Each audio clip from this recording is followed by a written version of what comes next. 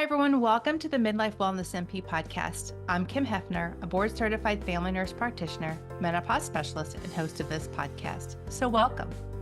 Well, in a world where health challenges often seem insurmountable, one physician is revolutionizing the approach to wellness. By combining cutting-edge science with a deep understanding of the body's natural healing processes, she is empowering individuals to take control of their health and unlock their full potential.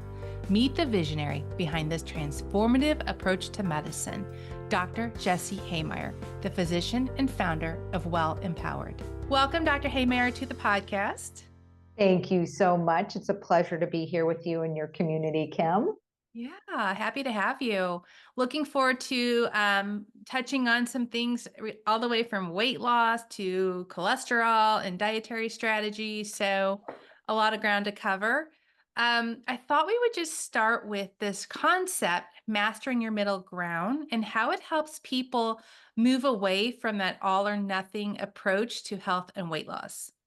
Yeah, absolutely. So I think it would be helpful to step back and bring to light the paradigm we've inherited in this area of weight in our body.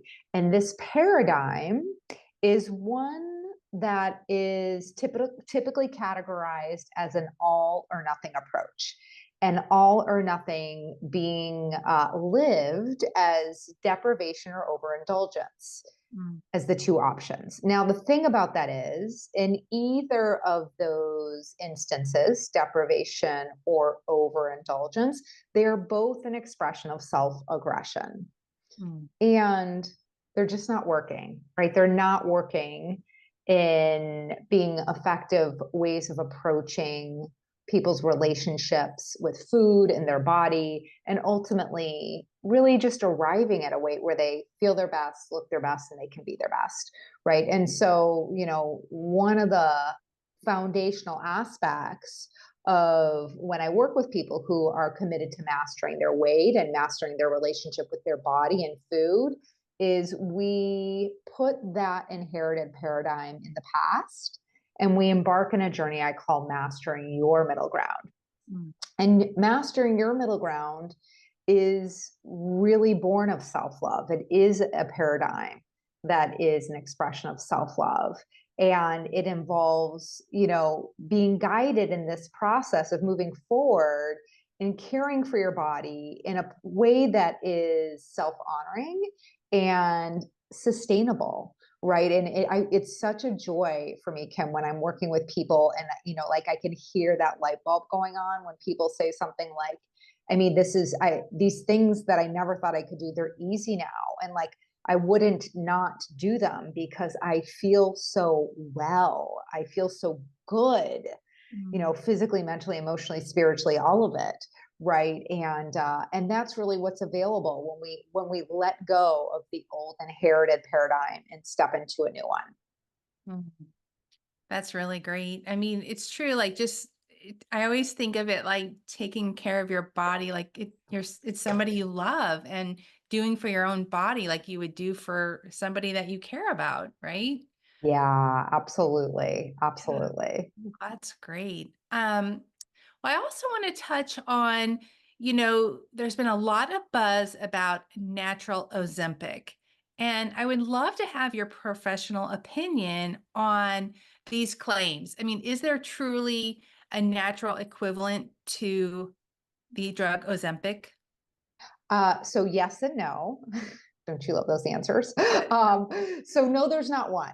Right. Okay. And there are a combination of natural solutions that really do tap into the different ways these, medications, these GLP-1 agonists work. So it's helpful to step back and kind of look at okay, how do they work? And admittedly, there are some ways they don't work that we're not really even sure about, but some of the ways they work, we do know, right? So one of them is that they slow the emptying of your stomach. A second way they work that we're aware of is that they increase your satiety hormones, right? They allow people to experience a sense of, I've been fed, I don't need any more, right? They also, in tandem with that, decrease hunger hormones.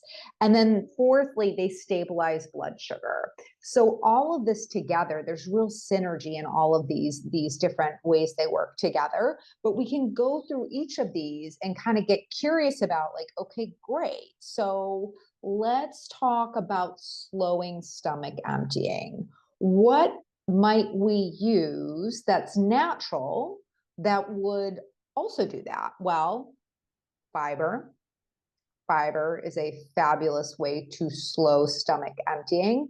And, to say a little bit more about like, what is the magic in slowing stomach emptying? I think it's always helpful to really understand how the body works. So, right. And so why it's helpful to slow stomach emptying is that in our stomach, we have these receptors, these nerves that sense when our stomach is stretched.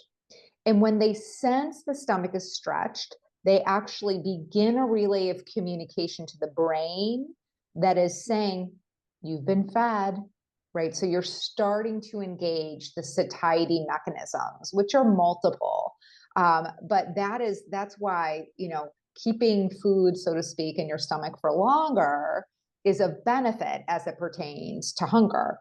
And, if we go down to the next way they work is, in looking at increasing our production of satiety hormones.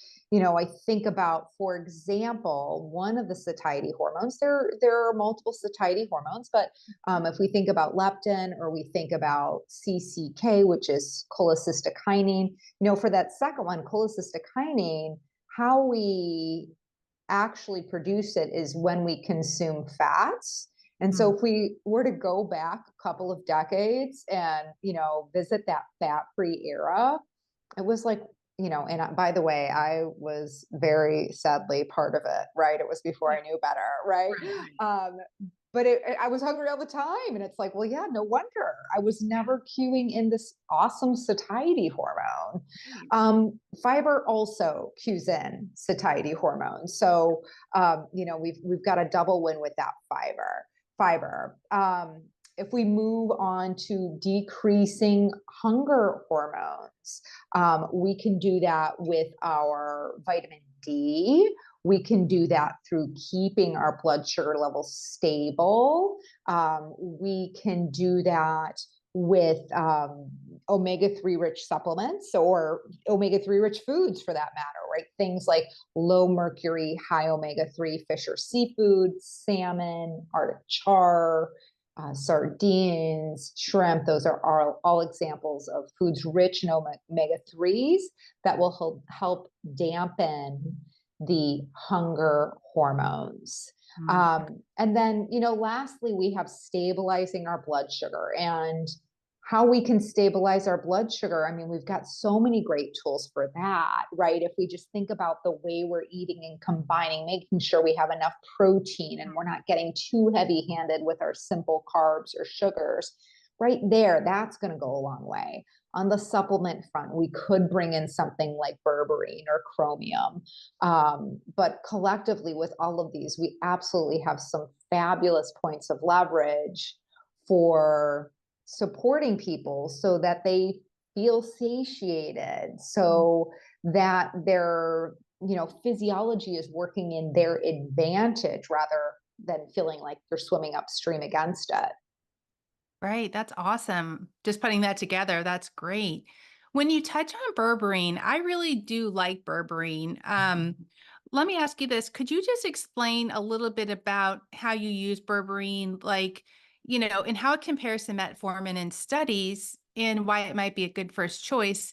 And my question is, some of the research says to take it before food, with food, after food.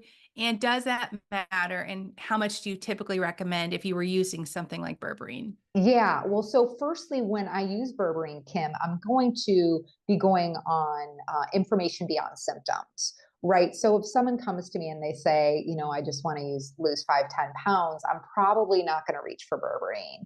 It probably won't be necessary and also could create a hypoglycemic effect, right? It will actually bring the blood sugar too low. So when I will use it is when I test someone's fasting insulin and it's in a suboptimal range. Now, the thing about that is suboptimal is very, very different than lab normal, right? Lab normal ranges for insulin can go up to 20, 21, 22, Mm-hmm. 23. It's like bananas. I Right. mean, right. So we want to see, you and I, we want to see insulin at 7 or less, Mm-hmm. right? So if you're creeping high end of single digits or certainly in double digits, I'm going to be reaching for berberine. And when I reach for berberine, I will typically dose it at 500 milligrams 3 times a day. I Mm-hmm. don't usually see it making a big difference if people take it with or without food. Okay. It will have it will be helpful if they're taking it, if they're having a higher carbohydrate or simple carb or sugary meal. But as a whole, I don't, we're doing so much that I do my best to not get nitpicky when I don't have to. And I find it really is effective either way. And by effective, I mean, people start losing weight and we circle back and we measure fasting insulin and it moves. I mean, it moves Mm-hmm. big time. Mm-hmm. I think it has a good effect on hemoglobin A1C, right? 100%. And 100%. cholesterol level. Yes, exactly. You got it, Kim. It hits. I mean, it's like it's a loss leader. It does so many great things, right? Yeah. For someone whose cholesterol is creeping up and they want to do what they can to avoid statins, or even I work with people who they are on statins and their Mhm. cholesterol is not looking so hot. It's like, okay, Yeah. well, let's layer this in, and it's one of many things that will make a difference. Also, I would say is I don't know if you played around at all with akkermansia, but I've read a little akkermansia, bit. Yeah. yes, I I have wasn't been sure. amazed. Really? Okay, that's good to know because Yes. I wasn't sure. You hear about, this all this wonderful stuff, and then you hear, no, that's all hype. It's not really that great. So yeah, I would love your experience with it and how to Totally. use it. Yeah, I feel the same way. I initially, when I heard about it, I was like, okay, come on, one bacteria, really? Like, I mean, when we've got all these, we've got so many different types of bacteria that are of benefit. How could it really be that this one specific strain makes such a difference? But I will tell you, I don't use it all the time. Just like just we're using things in a targeted way for the person in front of us. But Mhm. I have found when I layer it in, I see the biggest impact on insulin and hemoglobin A1C. And so for someone who's really, out of range, or I'm thinking of a woman who she was on metformin and her hemoglobin A1C was still at like 6.5, 6.7. We brought in berberine and akkermansia. She's now reduced her dose of metformin. It's just like it makes it really does make a huge difference in a way that I never would have imagined. And I'll Wow. really just use one a day. I typically, Okay. there are a few different brands, and I don't have any affiliation with any of these brands. Yeah, I was going But to ask you yeah, and there are a few different brands that I've used. There's one that has some EGCG in it, the active constituent in green tea. that. And I want to say I believe that's by Metabolic Maintenance. Yeah. Okay. I can definitely pause here and look it up in a moment if we want to, but I Okay. believe that's what it's called, who makes it. But Okay. and then Pendulum, they were kind of Yeah. the leaders in bringing akkermansia to the limelight with its impact around, all things related to diabetes, prediabetes, stuff like that. But yeah, this other one that brings in the EGCG, I've been using that a little more regularly. Well, a question is, one thing that's kind of confusing about probiotics, first of all, there's been a lot of research that definitely plays into your weight. There's different bacteria that are more associated with obesity and thinness, which is totally interesting. And then as women go through menopause, the microbiome changes a lot, even to a composition of a man, which is crazy. Um, so I just feel like it would really be useful for women during these years. But I think the question also is probiotics in general, are they supposed to be taken with food, after food? Does it matter really? When is the best time to take them? Because I get this question all the time. And then when you research it, it tells you all different things. So I'm like, okay, so what are your thoughts? Yeah, yeah, totally. No, I would say so with probiotics, a few things. Not everybody needs them, right? There was Okay. a period where it was like, oh my gosh, everybody needs Yeah. probiotics. No, no, no, not everybody needs probiotics. And some people do benefit, right? Right. So with that, in the way of when people take them, I really don't find that there's a huge, I'm not super picky about that one either.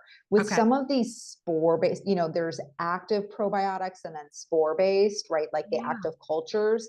With some of the spore-based ones, it seems, I don't have any like research, but it just seems that sometimes they're best taken with food because otherwise people's tummy can get like a little achy quaky sort of thing. Yeah. Yeah. But I don't find that it makes a huge difference if you take them with or without food. Okay.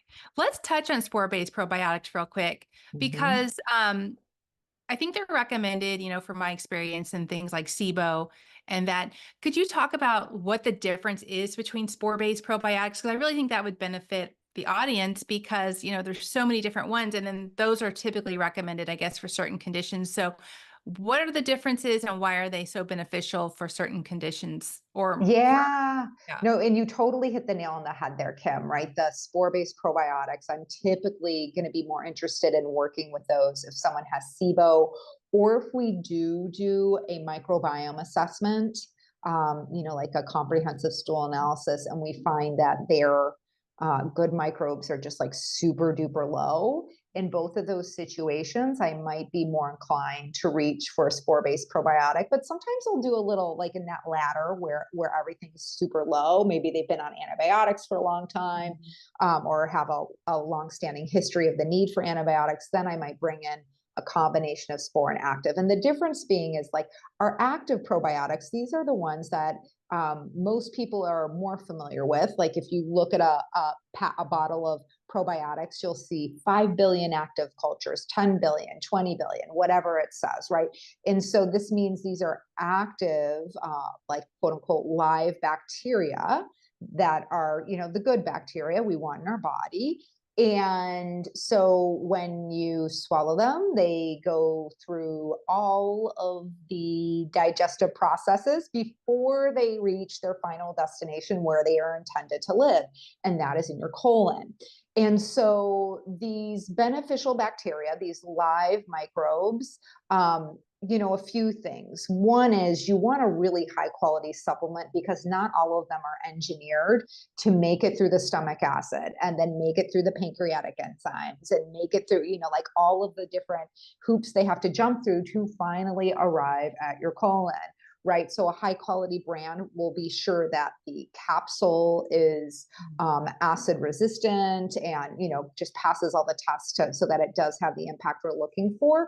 But the thing with it is that mostly studies show that those active probiotics, those active bacteria are only giving us benefits when we take them. In other words, they don't stick around, right? They do confer benefits, but when we stop taking them, it's not like we suddenly have like a colony of flourishing bifidobacteria or Right. whatever we've been taking, right? Versus these, and by the way, I will still use them, right? That Akkermansia is an example of an active culture that I am using, right? And so with the spore-based probiotics, those are a little different. It's the bacteria are in different forms. They're kind of like latent little seeds that when they make their way to their, first of all, it's easier for them to survive the digestive mechanisms they need to survive to make it to our colon. And then upon arrival, it's more of a seeding and flowering situation, right? In other words, they actually they've been shown to have a longer term positive benefit on the diversity of our microbiome. A few more things I'd say about that, why we favor those over active probiotics with SIBO is that most people with SIBO will feel worse with a probiotic. And so that's a really good tip for any of you listeners who you're like, oh my gosh, that's me, right? When I take, everybody Yeah. else feels great when I take a probiotic. I feel worse. I feel more bloated, Right. or my digestive distress is worse. I'm more constipated. I have more loose stools, whatever your flavor of digestive distress is. If it's worse with a probiotic, you probably have SIBO. And there are a lot of different things you can do to confirm that and address it. But one thing you would be, well served doing is avoiding active probiotics. I don't ever typically, with someone who has SIBO, go straight to a spore-based probiotic. We're going to do more work to first get rid of, just for your listeners, SIBO stands for small intestinal bacterial overgrowth. And small intestinal bacterial overgrowth is really speaking to the fact that our microbiome, the bacteria that Kim and I are talking about, they're supposed to live in our large intestines, not in our small intestines. But for a variety of reasons, they can, so to speak, swim upstream and make a home in our small intestines. And when that happens, in abundance, more than just like a few trickling bacteria, that is small intestinal bacterial overgrowth. So mostly for people who are dealing with that, bloating is going to be one of the top symptoms someone has with SIBO. It's like, if I could, I mean, so many women struggle with bloating. I mean, I mean, obviously bloating should never be, dismissed. I think a lot of people have that symptom and it's dismissed, and it could be indicative of a more serious condition. So you definitely need to get it ruled out and not just assume that it's fine. But I totally agree with you in bloating. And not only that, if I find that SIBO is pretty difficult to treat. It seems like, people will come to me and they've had that round of antibiotics and it's supposed to be this miracle, but yet they're still struggling. Do you find the same? 100%. Totally spot on, Kim. I mean, there are people who I'm like, okay, just sit back, right? Yeah. It's going to be, we're in this for 6-8 months of like pretty intensive treatment. And by pretty intensive, I mean, we're going to be making dietary modifications. You're going to be taking a variety of antimicrobial supplements. I do use only natural interventions. My reasoning for that is multiple, but one of them is that we're going to be less likely to harm the good bugs and more likely to just pull out the bad bugs as opposed to impacting both. And they also work, right? But it does require some patience, some diligence. But the cool thing is, I'm thinking of a woman who, she was a great example. Not only did she have SIBO, she also had a parasite, which was a stinker, right? So we worked together, and over the course of our work, right, we did this cycling of antimicrobials because sometimes it's helpful to sit back and let the bugs come out so then you can lambaste them again. And that's, kind of what we were doing. So over the course of our work, she needed some support with HCl, stomach acid, so to speak. And fast forward, she reached out to me about 4 weeks ago. And she said, I've been having it almost feels like chest pains. And I mean, she's like I think she's early 30s. And I mean, picture of good health otherwise, right? Yeah. And so we hopped on a call and we started talking, and it was like, oh, you don't need HCl anymore. Huh. So her body had healed to the point where not only was she, she had been done with her SIBO treatment and had been symptom free from a digestive standpoint for quite some time, but she also reached the point where she no longer needed the HCl, whereas at one point she really did. Okay. What would be, like in general, stomach acid typically declines as we age. How would somebody know they need stomach acid support? Because it seems like everybody is thrown on Pepcid or, these, PPI, proton pump inhibitors, saying you have high acid, but in my experience, it's quite the opposite. Could you explain that a little bit? Yeah, I mean, it can be a tricky thing. One is when I do a comprehensive microbiome assessment, we get a peek at this. It's not the holy grail, but we get some information on whether someone is digesting protein well. And that is what stomach acid is a superstar at, digesting protein. So it can show up there, but it doesn't always show up there, right? Sometimes it really is just trial and error. Sometimes it is, take it. Do you notice a difference? No difference? Okay, take more, right? I mean, there are people who I will have taking, 8 with meals. And then also there are some people who they do take it and they're like, oh my goodness, like heartburn galore. Okay, not your solution. That's actually not your problem. So unfortunately, it can be an instance of trial and error. Yeah, makes sense. Mm-hmm. But with the natural antimicrobials, typically, I think that's going to take a couple months, For right? To start sure. really working. Yes, Yeah. absolutely. Okay. Absolutely. Yeah, Yeah. yeah, yeah. A couple of Okay. months using multiple rounds. And yeah, again, when people have been dealing with this, especially for a long time, like you said, that SIBO is just can just be a real stinker. And so just staying with those antimicrobials for some time is needed.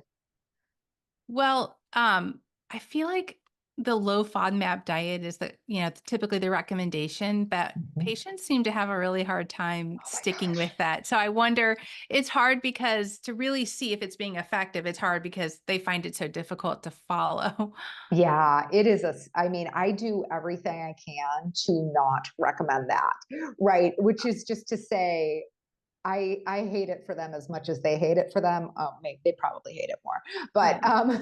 Yep. but it really, I mean, it's like turning yourself into like a Cirque du Soleil performer every time you sit down to eat. Like, oh my God, right? Right. But Yeah. oftentimes we can just come up with, okay, I have people do symptom and nutrition tracking, and so it's common that it's not every high FODMAP food. It's Mm. just a few select ones that are like the real stinkers for that person.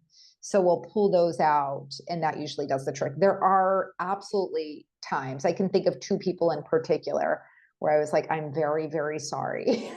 Yeah. But, and they were sports and it was needed. And, I always let people know, listen, my wish for you is to be able to tolerate as varied a nutrient dense diet as you can and feel great. Right. So just know, like, I have no interest in you staying on a low FODMAP diet for the rest of your life. Right. That just sounds awful. Yeah. But people do lose weight on it when they are consistent. It's amazing because I mean, really, you are getting rid of a lot of stuff that's not great for you Right. anyway, right? Yes. Yeah. Yeah. So, Yeah. Yeah. Absolutely. Absolutely. It is true. And it's probably, a combination of exactly what you're speaking to, Kim, right? Like you're pulling out a lot of things that are, pro-inflammatory and, going to spike insulin anyway. And, all those things. Right. But also, I would suspect, I don't know for sure, but like, the impact it has on your microbiome, right? We were talking about microbiome and weight, right? So as the microbiome starts to get remodeled, that's probably just another way that it's helping the scale shift. right. Yeah. I mean, the microbiome is wild, those stool tests are so interesting to me.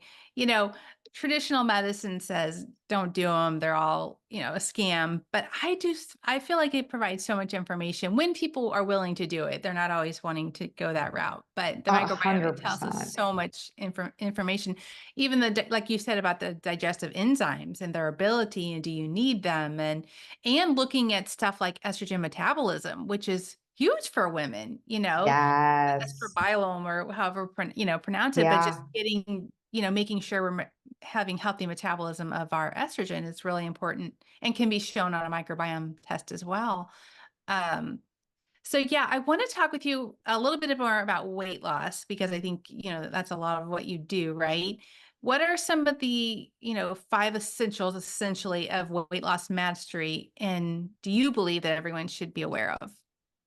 Well, so with regards to the 5 essentials to weight loss mastery, just know, like, for your audience here, I'm talking about how you're relating to your health, your body, yourself. And when I work with people, we always bring in the science. So I like to say I take a data driven, heart centered approach because we're human beings, right? Right. And if we were computers, we would only look at the data, but thank the heavens we're not.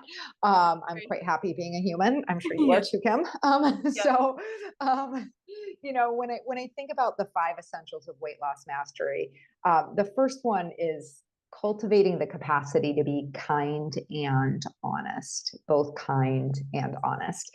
And, commonly for people who have struggled with their weight for years or decades, they've been really skilled at one or the other and probably at different times, right? So probably bounce back and forth a little bit, right? So oftentimes when I work with people, they're so just kind of spent with the broken approach that, maybe they haven't stepped on the scale for months or years, right? Because that's their way of being kind, right? Because in the past, when they were honest, it was like, okay, now let's pull out the whipping post and beat myself up for, feeling a failure, so to speak, right? But there is a place of arriving where you grow the capacity to be both kind and honest and bring them both to the moment and use your truth as an opportunity to learn, whether it's the number on the scale and it's something you're glad you're seeing, still let's learn from it, right? Like what's at the source of that? Let's get curious about what worked.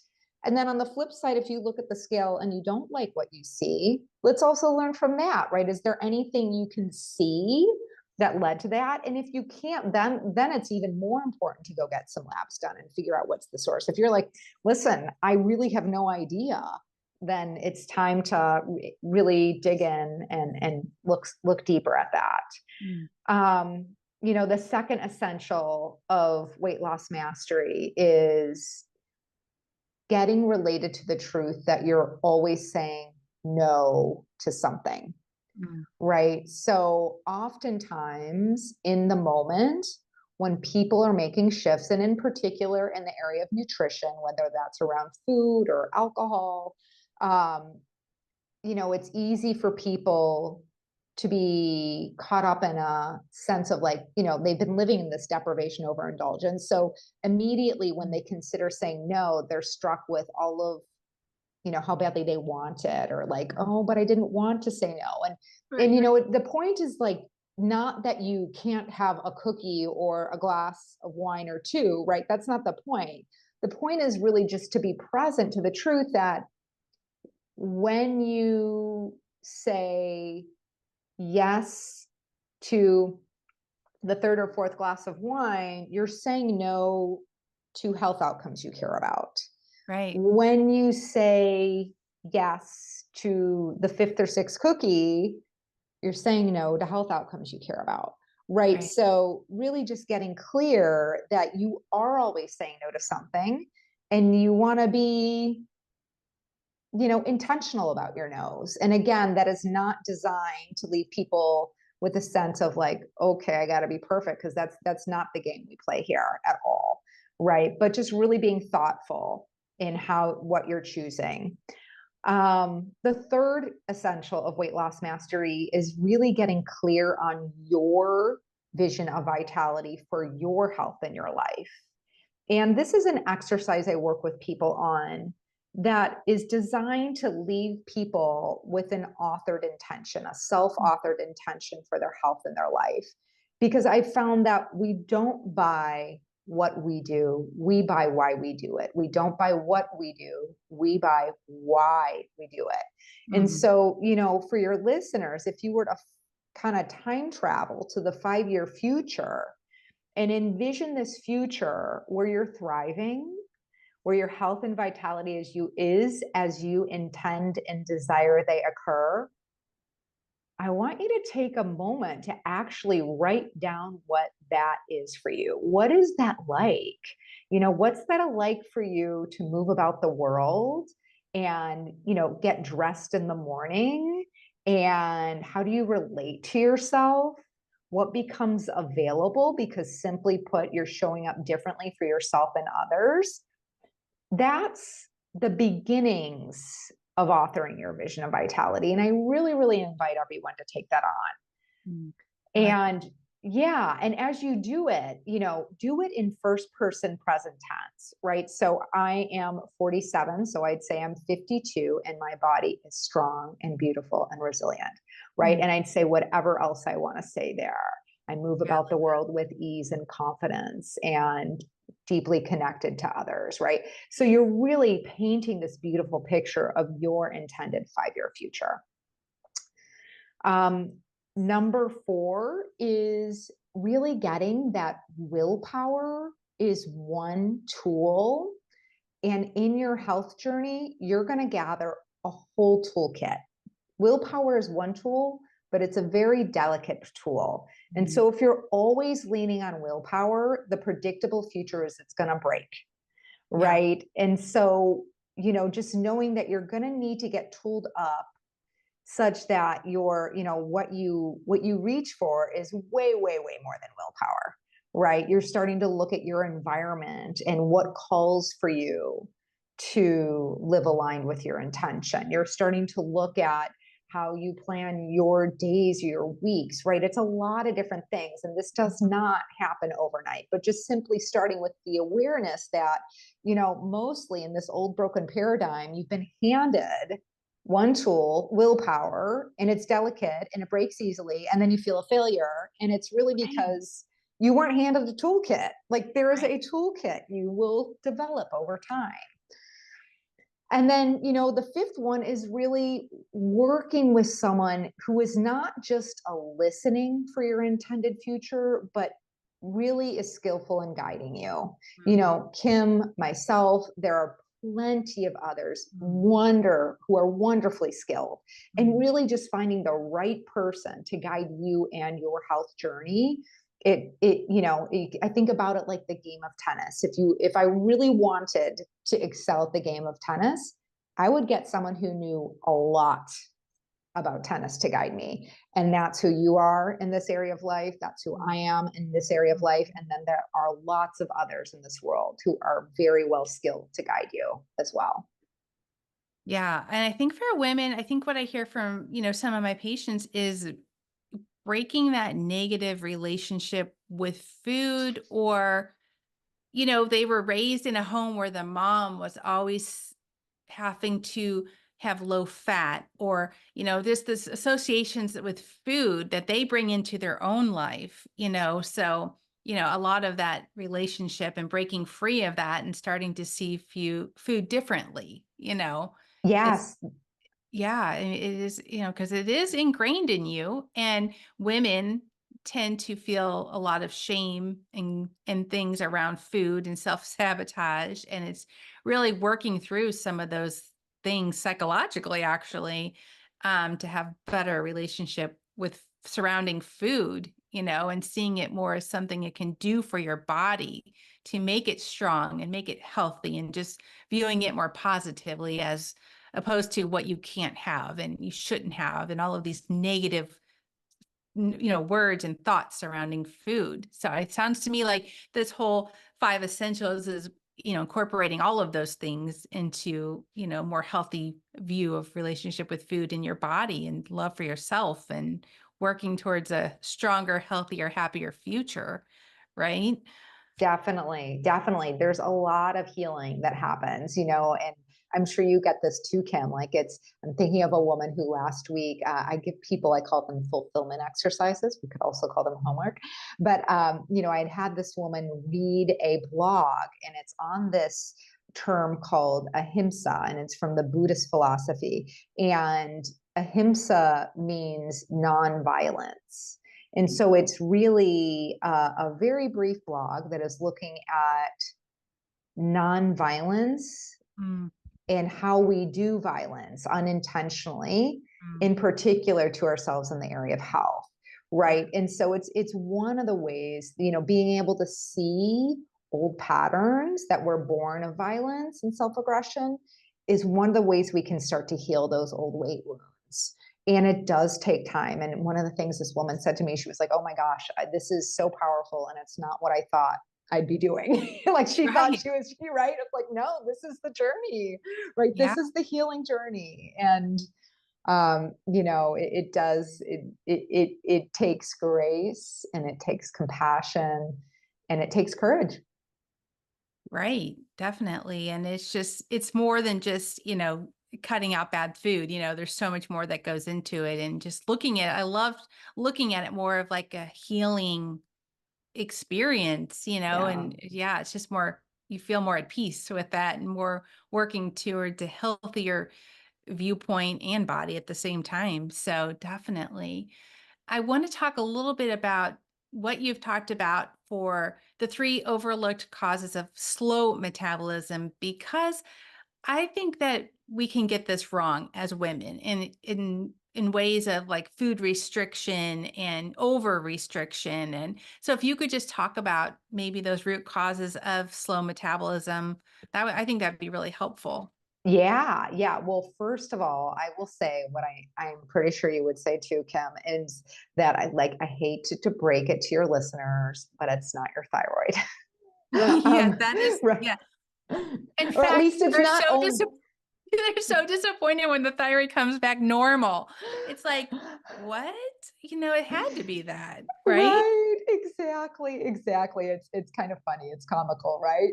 But I Yes. get it, right? Because people are like they're pulling their hair out, and the only thing they've been told is like your thyroid's in charge of your metabolism. So if you have a slow metabolism, it's your thyroid, and if it's not, then sorry, right? Right. But that's Exactly. definitely not true. That's definitely not true. And to expand on what I know Kim would say, what you would say as well is like, okay, it's not your thyroid, and of course, yes, we need your thyroid functioning optimally. Right. So when I work with someone on weight, we are going to check your thyroid every which way from Sunday, right? Right. We're not just going to do a simple TSH. We're going to look at a lot of different factors related to your Mhm. thyroid health, and we're going to support it so that it's at its optimal function. But even if your thyroid is in need of support, I've never yet found it to be the only source of a slow metabolism. In other words, it's not like, thyroid needs support, fix it, you're done, right? There's Right. always something else. And, three of the commonly overlooked causes are one is elevated inflammation, Mhm. and, in particular, elevated chronic long-term inflammation, right? Our body is supposed to have a short-term inflammatory process. When someone is sick or injured, that inflammation is there to help, right? It actually facilitates the healing process. But for a variety of reasons, the body can get locked into this long-term or chronic inflammatory state. And one of the unfortunate side effects of this is that your body gets pushed into fat storage mode, to slow metabolism mode. And, we don't need to guess this, we can actually measure it, right? So there are different ways we can measure inflammation, but two of the ways I commonly measure, and sometimes I do more than this, one is HSCRP and the other one is homocysteine. So these two are things I'm measuring on really just about anyone I work with for different reasons, for different conditions, but certainly in the area of weight, we are looking at that inflammation. And the cool thing is if it's elevated, it's almost like predictable. I'm like, okay, just hold on a second. It's going to take us, first we're going to need to knock down this inflammation, and then you're going to see the scale move, right? So it'll be like 2, 3, 4, 5, 6, 7 weeks. And people are like, oh my God. And then all of a sudden it's like, boom, boom, boom, boom, boom. The scale starts to move because their physiology has shifted. It takes time to shift the inertia, break the cycle, shift the inertia of inflammation. If it's especially high, right? If it's up above 3.5, anything above 1.5 is high, but above 3.5, it's going to really take a second to bring that down. Right.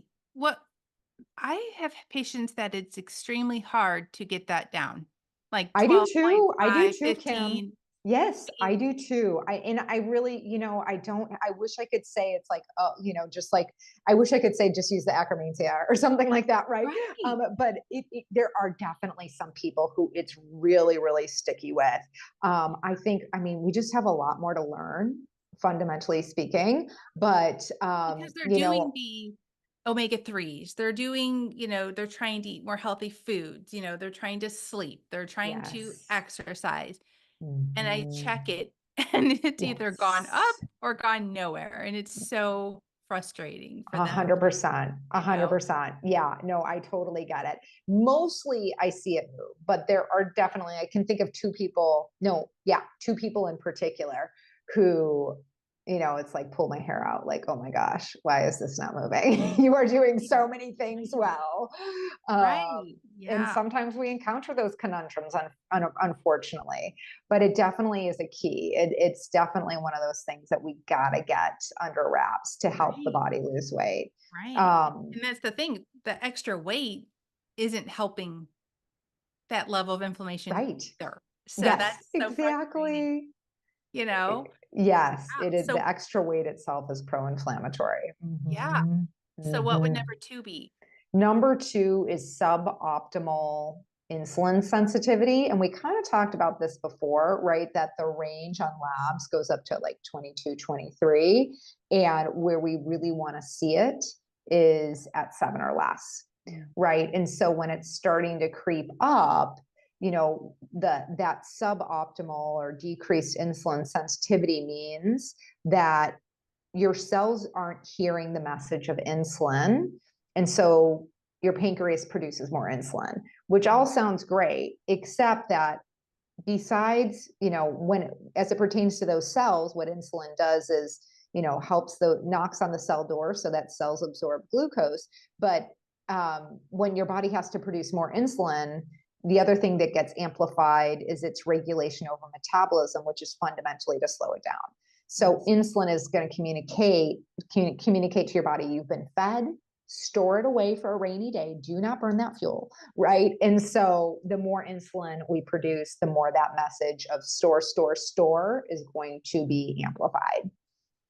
Right. And from my experience, from what I've read, having an insulin, I think around 8 or 9 increases your risk for prediabetes and Totally. Yes. onward. So Yeah. that's an Cardiovascular important to think disease. about. Yeah.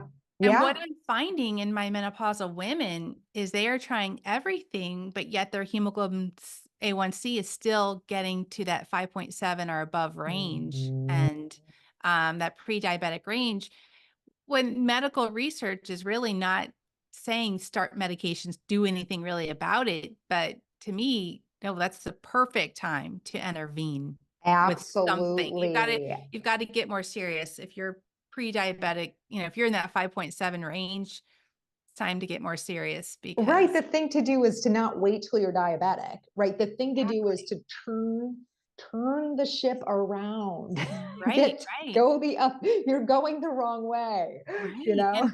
And with menopause, the lower estrogen levels changes the way insulin works. So it's Yeah. already working against us Yeah. as Yeah. we lose estrogen. And we do have an increased risk of type 2 diabetes and metabolic Mhm. syndrome and cardiovascular and insulin resistance. So all of these things. So that is why it is so important to really be more aggressive when it's getting to that point for sure. Yeah, Some of your definitely. favorite tools for insulin resistance or Well, increased insulin? yeah, I mean, some of the things we talked about, right? That hitting that berberine hard, Yeah. bringing in the akkermansia, bringing in making sure omega-3 fatty acids are in optimal ranges, vitamin D.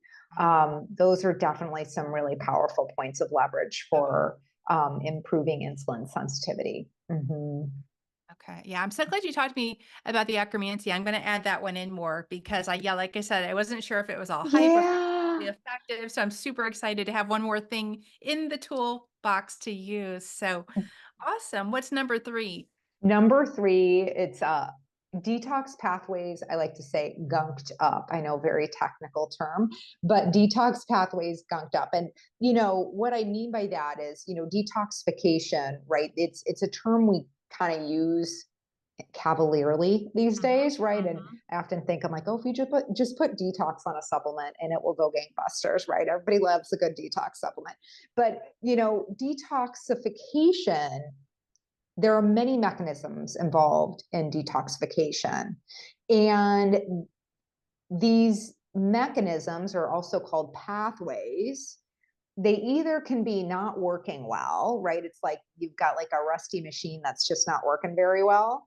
And that may be because of nutrient deficiencies, or they might just be overwhelmed, right? Like there are just too many toxins they're trying to process. And that can be, like there are a lot, that's a whole other different conversation. But in either of those situations, the end product, there are a few things that lead this to having an impact on metabolism. One is it's going to cause more inflammation, right? Because there's going to be backup in these detox pathways, which in and of itself is inflammatory.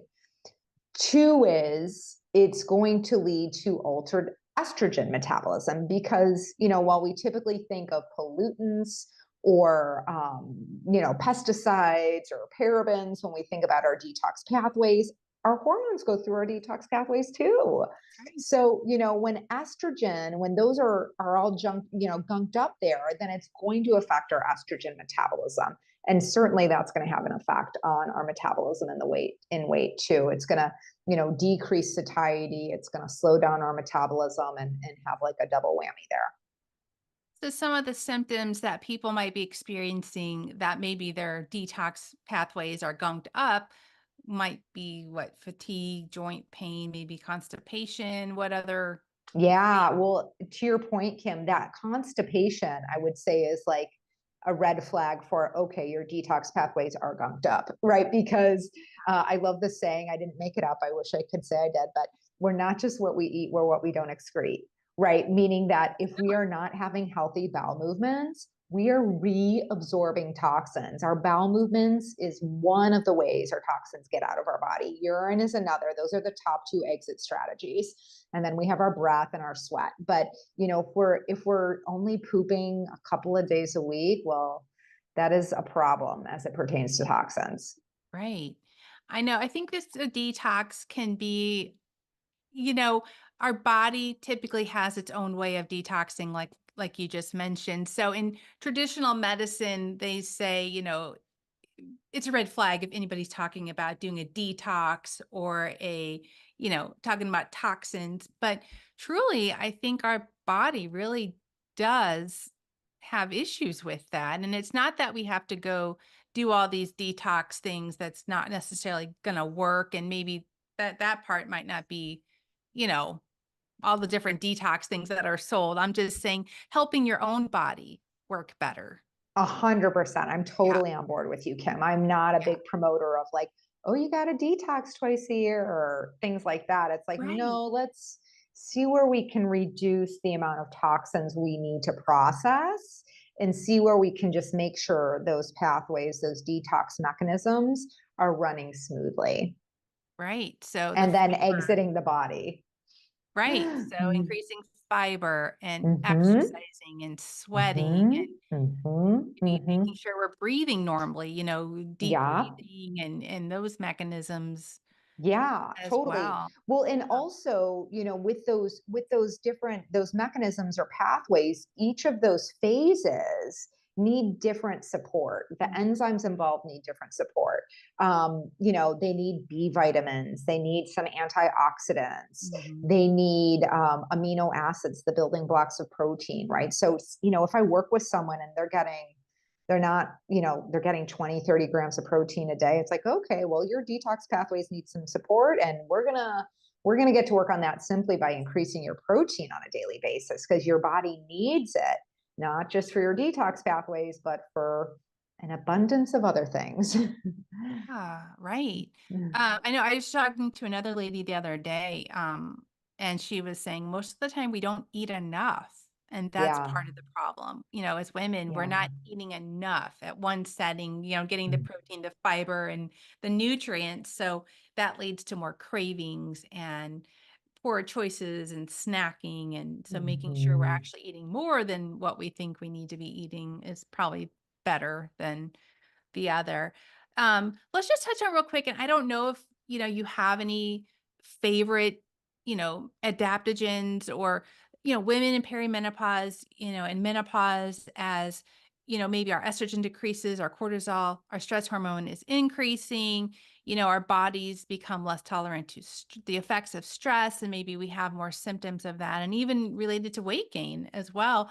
Do you have any favorite adaptogens that you recommend for women during this time? And then also, can adaptogens, do you really have to take just one at a time for a while and then add another one? Or can you combine them? And I know this is a lot of questions, but are there ones that are better in the morning to help wake you up and then some at night that help put you to sleep? So if you can remember all that.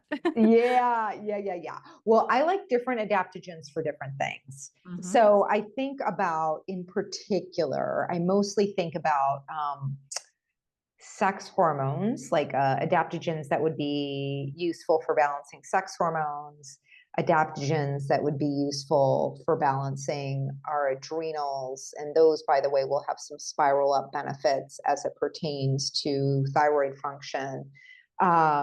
In adrenals, right, that cortisol, our primary stress hormone that our adrenals produce, for some people, we'll need to give it a boost. And for other people, we'll need to tap it down. And just like you were saying, Kim, for some people, it's different things at different times of day. Right. But I'm always going to go at it first with lifestyle and nutrition, and making sure their foundational nutrients are in optimal ranges. Sometimes, as it pertains to adrenal support, we really just their B vitamins are in the toilet. And so we need to bring back those B vitamins so that, which is really nourishing for the adrenals as well. And then that just kind of handles it. So sometimes that's the case, right? But if I think about, okay, what adaptogens do I like for different things? I really like, for female sex hormones, I really like maca, and I really like one specific brand of maca. It's really the only one I use, and I do not have a financial interest in this company. The product itself is called Feminescence Pro, and they make, Feminescence Pro.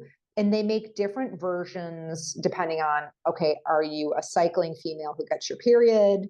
Are you perimenopausal, like you're just starting to go through the changes? Or are you postmenopausal? You're actually in menopause, your period's in your rearview mirror for at least a year, right? Okay. So they have 3 different forms. Okay. And why I like them is they work. I mean, they just work so well.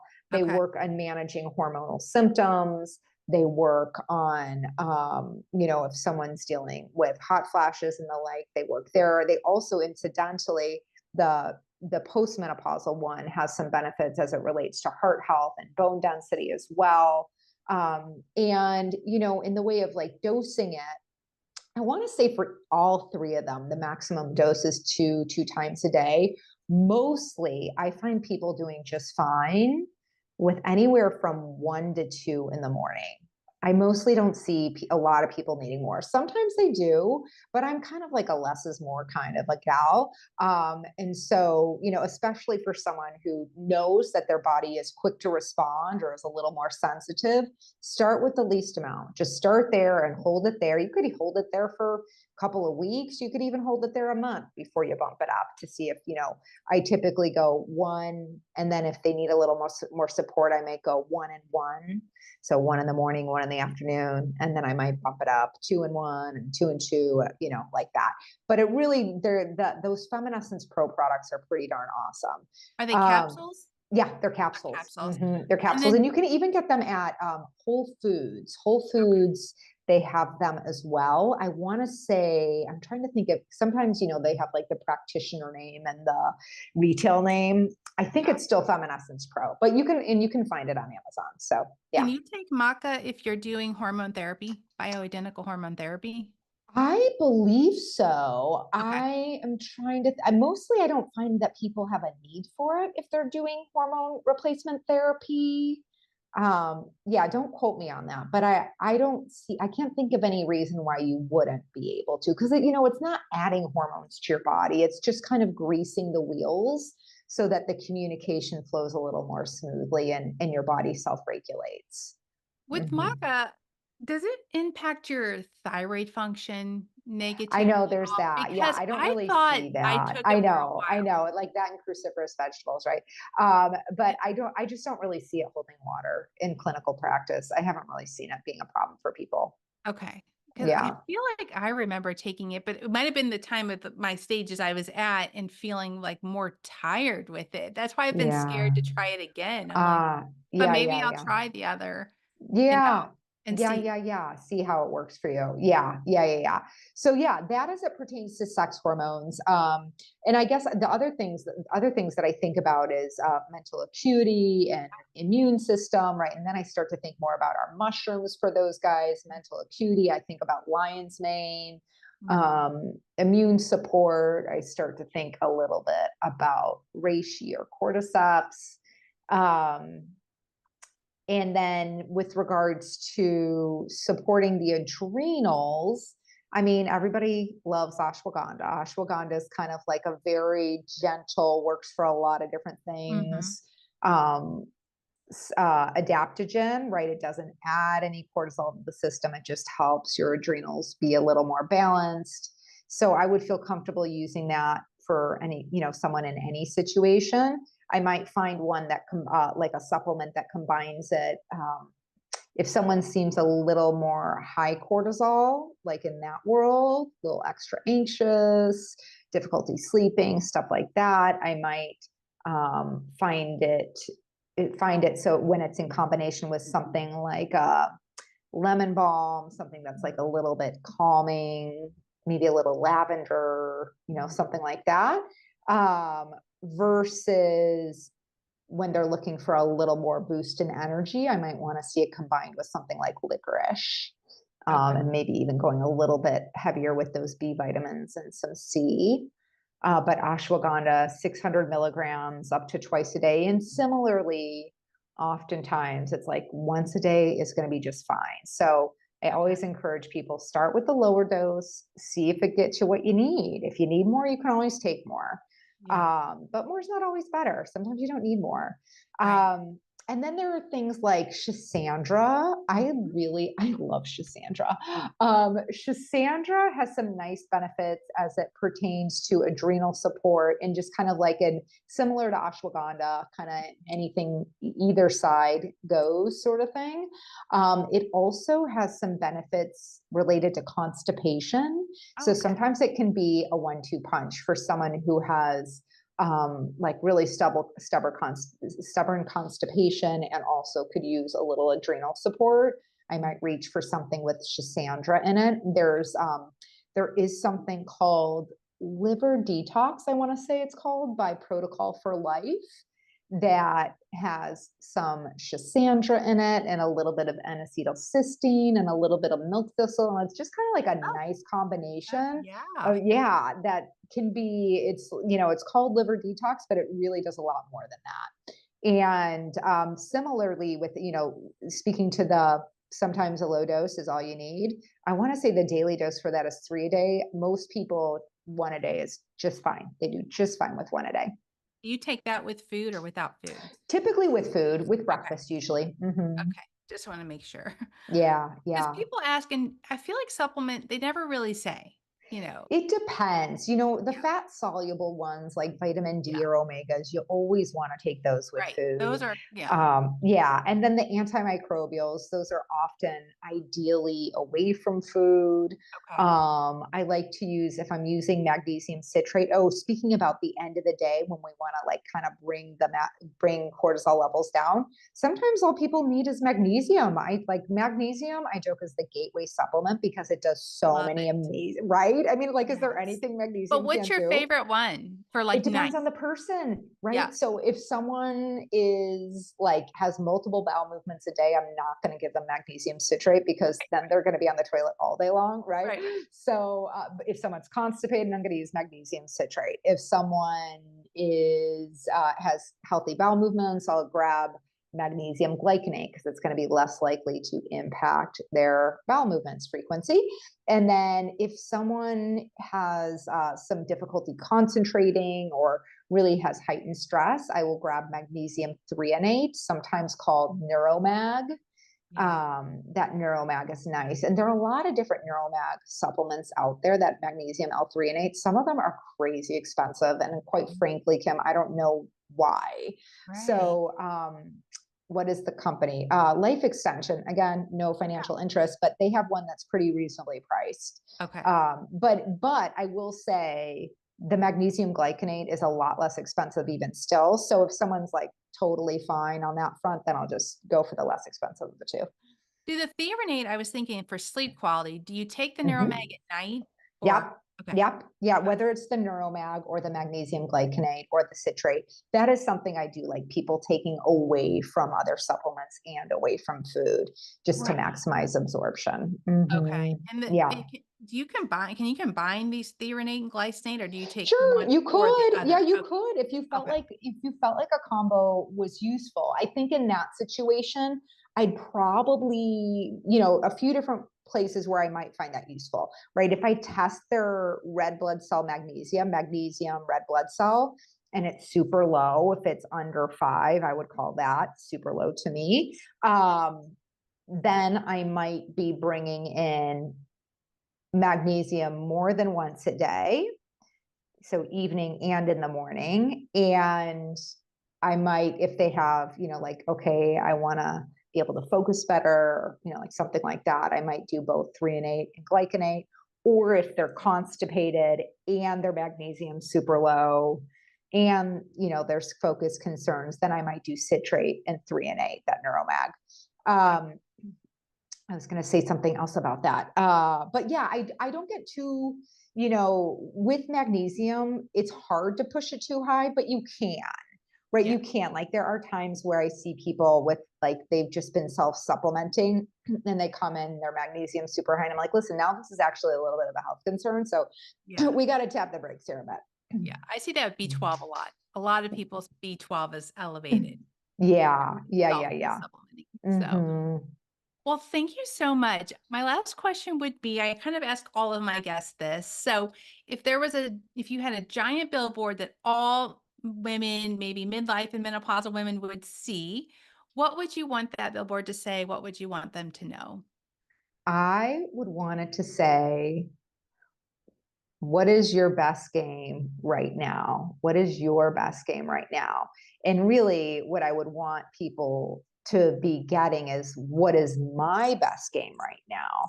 Right. And by best game, I mean, what is the most self-honoring action I could take right now? And if you are asking that question and answering it in earnest, your wisdom will lead the way, right? Because the answer might be having a glass of wine. The answer might be having a salad with salmon. The answer might be getting more sleep instead of getting up to work out, right? So you really want to be situational and get clear on what is the most self-honoring, what is the best game you can play right now. I love that. I find that what you just said is so important. I feel like as I've gotten older, I have so much more grace. I don't feel like I've got to get up. I've got to do this. I've got to do that. It's like, no, maybe I needed to sleep in a little bit today. And maybe that was my act of self-love for the day. And you know what? It's fine. I'm fine, 100. right? Like letting Yes. go of these expectations of us that no longer serve us and just giving ourselves more grace and love. So I think you're so right. That's wonderful. Well, how can everybody find you, follow you, learn more about your practice? Yeah, well, you can find me at wellempowered.com, and a few different ways we can connect. One is, if you'd like to sign up for our email, we send out weekly dares, which are fun little micro habits I that love you can that. begin practicing. And also, if you'd like to explore working together, please schedule a complimentary consultation and make sure you let me know Kim sent you, because you will be gifted with 10% off Oh, I if you love that. decide to work together. And then on Instagram at Well Empowered, I really do my best to make sure that what we're putting out there is really of value. And hopefully you find something in there that's a contribution to you in your journey. Awesome. Well, thank you so much for being here. I have learned so much from you, and I'm sure everybody else has too. So thank you so much for your time. Thank you, Kim. It's been such a treat.